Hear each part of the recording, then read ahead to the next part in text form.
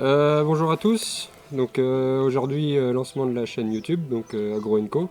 Donc ce qu'on s'est dit pour commencer, ce serait de commencer par déjà me présenter. Donc moi je suis Antoine Onillon, j'ai 22 ans, agriculteur sur la commune de Beugnon-Tireuil. Et donc aujourd'hui on va se retrouver pour une vidéo de présentation de la ferme d'exploitation. Là donc premier bâtiment, donc le bâtiment de stockage. Donc ici il y a un reste de foin. Ici il y a surtout le stockage du grain. Donc là il y a le blé de la moisson de cette année. Donc ce box là est vide. Il y a de la semence qu'on a triée en fait. Donc c'est un couvert que j'ai récolté. Et en fait on a retiré la févrole pour la mélanger au blé et faire semer du blé associé févrole qu'on montrera dans une autre vidéo sur l'assolement de la ferme. Derrière ça, il y a du triticale, un reste de triticale des dernières moissons. Donc voilà. Donc là, il y a la coupe de la moissonneuse qui est garée ici pour l'instant. Ensuite, on a, comme j'ai dit, un peu de foin et tout le fourrage derrière, donc la paille, d'autres foin. C'est surtout un bâtiment de stockage, donc pour le grain. Le matériel un peu, et donc surtout le fourrage, quoi.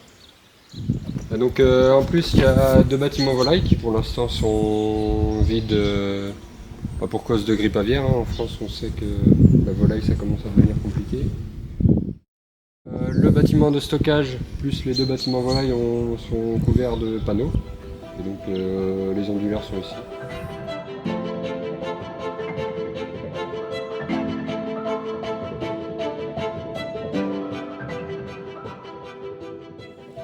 Donc les bâtiments volailles ils sont chauffés avec des chaudières à plaquettes, comme on voit ici.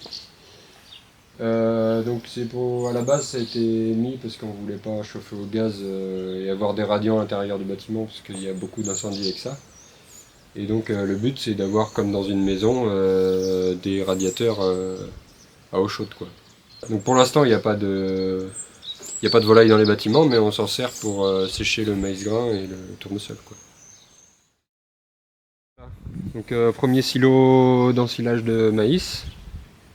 Donc la largeur, il y a 10 mètres de large sur 50 mètres de long. Et les murs ils font 1,85 de haut, pour ceux que ça intéresse. Ensuite deuxième silo d'ensilage de maïs qui n'est pas entamé encore. Là normalement c'est un silo d'herbe, mais il sert de stockage pour les boudins et la plaquette qu'on avait fait l'année dernière. Donc là l'élevage bovin, donc nous c'est des bovins à l'engraissement, donc multiraces. On achète les bovins, on les achète comme on dit en maigre, principalement limousine. Et en gros on les engraisse. Donc si les vaches sont pleines, on fait naître le veau et ensuite on élève le veau. Si elles sont pas pleines, on les engraisse directement. Donc suivant l'état des vaches, de 4 mois à 1 an, si elles sont vraiment très maigres, et ensuite on les envoie à l'abattoir. Donc là, comme on peut voir et qu'on va le voir à la suite, c'est un peu le bazar pour l'instant. Pour l'instant, ça sert à stocker un autre tas de plaquettes. On ne savait pas où le mettre, mais à l'avenir, ce que j'aimerais faire, c'est faire l'atelier ici. Pour l'instant, l'atelier, c'est un peu le boui-boui à côté de la fumière. Mais le but, ce serait de le mettre là, de bétonner en dessous, parce que là-bas, c'est pas bétonné, et de faire un atelier pour faire l'entretien l'hiver, et l'entretien en général. Donc là, il y a le télescope.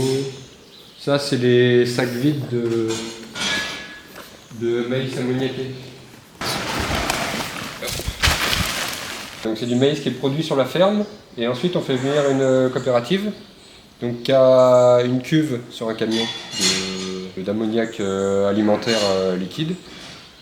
On verse notre grain après la moisson, donc on le récolte humide, donc un minimum 28% d'humidité. Il est passé dans le camion, il est traité à l'ammoniac, et ensuite on le met dans des big bags. Ça fermente pendant 3 semaines à l'intérieur, et ensuite on peut ouvrir le sac. Donc ça fait de l'aliment fermier produit sur la ferme, quoi. Donc, depuis 1 an, le but c'est d'être autonome à 100% sur la ferme, donc on n'achète pas d'aliments de plein. C'est l'objectif. Donc là, grogne parce qu'elle a trop mangé.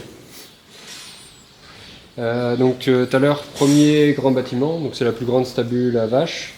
Donc on a la deuxième grande stabule à l'engraissement. Dans l'ensemble sur la ferme, il y a, on va dire, répartis sur toute l'année, il y a à peu près entre 200 et 250 bovins, tout compris, en permanence sur la ferme. Donc entre derrière la fumière, les champs, les taurillons qui sont juste derrière le mur là, les veaux et les génisses, tout compris.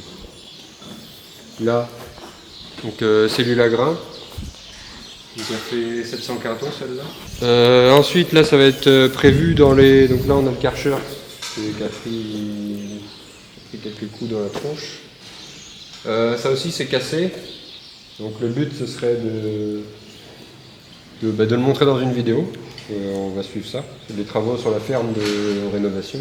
Il y a l'électrique qui est fixée, qui descend du toit, la gaine électrique en plastique, qui descend. Donc le but ce serait de défaire les prises du mur en béton derrière là, qu'on les accroche sur la cellule et que je refasse un truc bien pour pouvoir prendre la farine au godet. Parce que là, donc là il y a à côté de la farine, il y a le compresseur qui est là avec le karcher. C'est amené à bouger quelque part, mais il faut que je fasse une plateforme exprès de lavage. Donc ensuite là on est sur la fumière. Le but c'est quand j'aurai mis l'atelier là-bas, tout ce bazar là il dégage pour et que je mette des murs en béton au niveau de la travée, là juste devant le télescope, pour fermer la première et la deuxième travée, qu'on ait vraiment une fumière large comme c'était prévu à l'origine. Donc la case des taurillons, donc les mâles. Donc le but c'est de les vendre, c'est entre 16 et 18 mois si je dis pas de bêtises, sinon ils passent taureaux. Les taurillons c'est un peu des bourrins et ça casse un peu tout, donc on voit que les barrières elles ont souffert. Donc là il y aura des travaux, le but c'est que je vire ces barrières là, mettre des barrières en galva comme il y a à l'autre bout là-bas. Et le but c'est que je change les abreuvoirs parce qu'ils n'arrêtent pas d'appuyer leur gueule dedans et ils n'arrêtent pas de faire des fuites. Il y a pas mal de barrières qui ont dessoudé. Donc là, les trois premières cases, c'est des mâles. Là, c'est des génisses. Et là, c'est une autre case de vaches qui ont été, pour certaines, malades. D'autres blessées à cause qu'elles se sont battues avec certaines. Donc là, on a deux cellules, on a du lin dedans. Donc on a arrêté d'en mettre dans la ration pour l'instant. Parce que le lin est trop riche et on ne peut pas le mettre en grande quantité. Donc le but ce serait de trouver une presse à huile pour le presser, vendre l'huile et garder le tourteau pour faire de l'aliment fermier. Donc là on a le quai d'embarquement et de débarquement des vaches. Donc les camions rentrent par là, ils reculent jusqu'ici et donc ça permet de décharger les vaches là. Donc là on a le parc de contention des animaux. Donc là où on fait les tris, qu'on trie les lots, qu'on agence les lots un peu comme on veut. Donc la première case qu'on a vue tout à l'heure, donc on barre là-bas au niveau de la fumière et elle remonte par le couloir quand on a besoin de faire des interventions dessus, comme des prises de sang ou des vaccins. Pour la deuxième case, ils sortent par la petite barrière là. Et donc on ferme la barrière où il y a le tube ici et on part et ensuite on fait les tris comme on veut. Et ça aussi très pratique. Donc on a le couloir qui est là, donc la barrière est au bout, on les passe dedans et si on a des interventions à faire, si on veut la forcer à faire avancer, le tube qui est là on le prend et en fait on fait glisser. Là on voit qu'il faut que j'intervienne parce que c'est rouillé et tout coincé, mais normalement le but c'est qu'on fasse, si on veut la forcer à la faire avancer sans prendre de risques pour l'animal et pour nous, on fait glisser le tube et elle n'a pas le choix que d'avancer. C'est le but. Ça s'ouvre, ça se ferme comme ça. Et ça c'est pas d'origine, ça c'est ce qu'on a rajouté, on a modifié.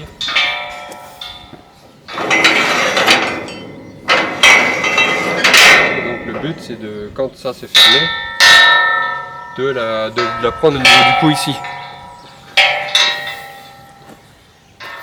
En gros, quand c'est pris en losange comme ça, ben, elle peut pas tomber en fait. C'est pas comme un cornadi. Elle peut pas tomber et se faire mal. Et elle est prise et pour nous, c'est Encore une fois, pour l'animal c'est mieux. Il se fait pas mal.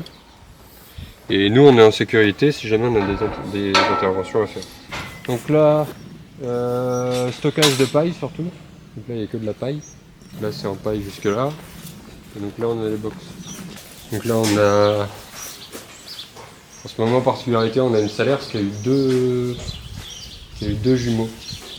Et là donc on a une jarge zièze. Elle était dans un lot de vaches et mon père il l'a pris avec puisqu'elle ça faisait partie du lot et qu'elle était pas chère. Mais normalement c'est pas des vaches comme ça qu'on achète parce que vu la grosseur de la vache, c'est avec ça qu'on va faire beaucoup de viande. Arrête. La Salers elle est curieuse. Donc la Salers elle est toute seule avec les veaux parce que déjà d'une on n'est pas équipé en cornadis pour qu'elle passe dans des cornadis comme ça avec ses cornes. Et en plus elle est très caractérielle, elle supporte pas les autres races. Donc si les Salers on les met avec d'autres Salers ça va. Et si on les met avec des limousines ou des charolaises, elle fait que de cogner sur les autres. Très serein comme bestiole là. Donc là on a celle-là et on a surtout une Primolstein derrière qui est couchée là. Et en fait ça c'est une case où quand il y a des vaches qui ne fournissent pas assez de lait, ça nous permet de certains veaux de les mettre dessous pour sauver certains veaux quoi. Quand il y a certaines vaches qui n'arrivent pas forcément à fournir le lait pour certains veaux, quand elles ont des jumeaux ou qu'elles ont un gros veau et qu'elles n'arrivent pas à l'alimenter correctement, souvent on a une vache laitière pour les mettre dessous quoi. Donc là le but à l'avenir c'est de défricher tout le talus parce qu'il y a du bazar derrière, puis surtout ce bazar là aussi. Ça c'est un peu le bazar, il y a un peu de limite dangereux parce qu'il y a souvent des guêpes l'été et des serpents là-dedans. Donc, du coup on se retrouve derrière la fumière et où il y a des vaches au champ avec des veaux nés cet hiver. Ils sont tous nés entre novembre, décembre, janvier. Avec tout au fond là-haut du vieux matériel qu'on ne sert plus que je vais entretenir cet hiver pour le vendre et le tas de compost. On a tout vu? Bah je crois ouais. Abonne-toi mon copain hein.